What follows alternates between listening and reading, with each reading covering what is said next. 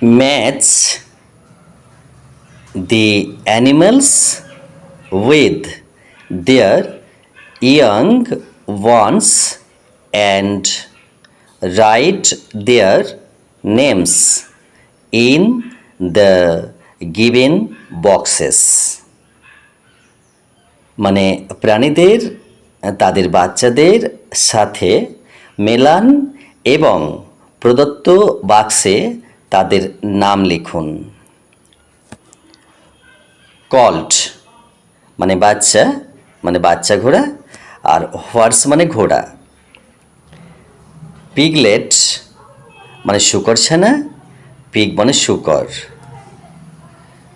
Called মানে বাছুর, cow মানে গাভী।